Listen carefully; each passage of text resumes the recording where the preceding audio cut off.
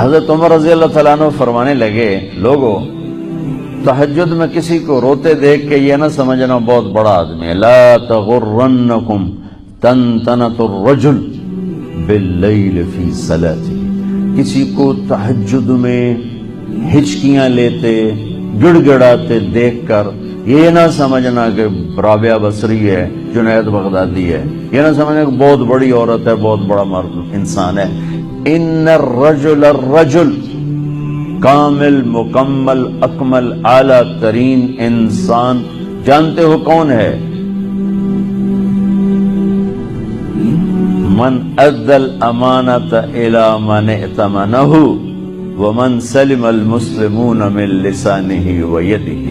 جو امانت میں خیانت نہ کرے،